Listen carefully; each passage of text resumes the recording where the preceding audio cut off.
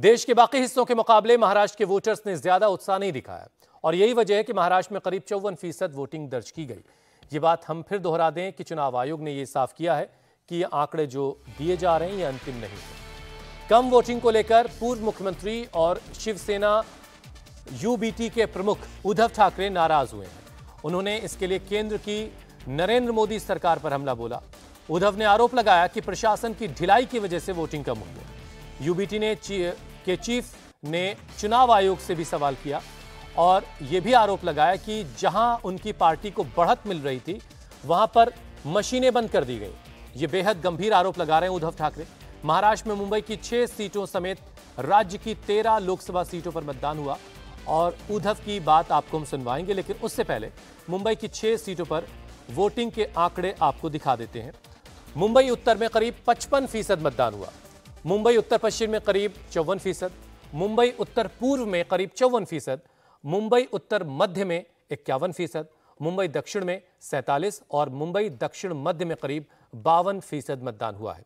ये आंकड़े उद्धव ठाकरे को परेशान कर रहे हैं और इसीलिए उन्होंने ये गंभीर आरोप लगाया है कि जहां पर उन्हें बढ़त थी वहां मशीनें बंद करवा दी गई। जहां ये असुविधा है, जहां पर ये जानबूझकर देर लगाई जा रही है, वहां का उस केंद्र का नाम और वहां अंदर जो इलेक्शन कमीशन के लोग बैठे हुए हैं उनका नाम हमें अगर बता दे तो हम अदालत में भी जाएंगे। इस पूरे मामले में कहीं राजनीतिक साजिश दिखाई देती है? हाँ, दिखाई तो दे ही रही ना, खुलेआम दिखाई दे रही है कि ऐसे सिलेक्टेड बस्तियां क्यों।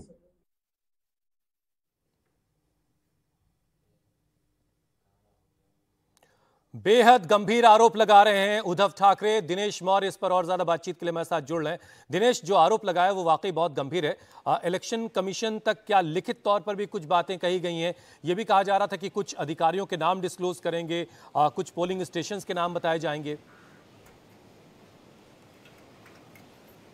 देखिए, इन तमाम जो किन पोलिंग स्टेशंस पर इस तरह की घटना हुई, वहां पर चुनाव अधिकारी उस समय कौन थे, उन तमाम लोगों के नाम और उन पोलिंग स्टेशंस की जानकारी का खुलासा आज उद्धव ठाकरे करने वाले। इस तरह की जानकारी उनकी पार्टी की तरफ से दी गई है। लेकिन इस पूरे आरोप के बाद बीजेपी जो है प्रोएक्टिव हो गई है। उन्होंने बाकायदा एक शिकायत उद्धव ठाकरे के खिलाफ चुनाव आयोग में दायर की है। बीजेपी का कहना है कि जब मतदान चल रहा था उस दौरान इस तरह से प्रेस कॉन्फ्रेंस लेना और बीजेपी पर हमला किया उसे समझा जा सकता, लेकिन जितने गंभीर आरोप चुनाव आयोग पर लगाए गए हैं ये आचार संहिता का उल्लंघन, और इसीलिए उद्धव ठाकरे के खिलाफ मामला दर्ज किया जाए, इस तरह की एक लिखित शिकायत बीजेपी की तरफ से दी गई है। वहीं दूसरी तरफ उद्धव ठाकरे की जो पार्टी है वो इस पूरे घटना के बाद कोर्ट जाने की तैयारी कर रही है। इसमें कोई दो राय नहीं है कि कल जब मतदान हो रहा था तब कई जगहों पर जो मतदान करने के लिए लोग आ रहे थे उन्हें कई सारी असुविधा का सामना करना पड़ा था। लेकिन जो स्पेसिफिक आरोप ठाकरे की तरफ से लगाए गए थे, कुछ एक पोलिंग स्टेशन जो है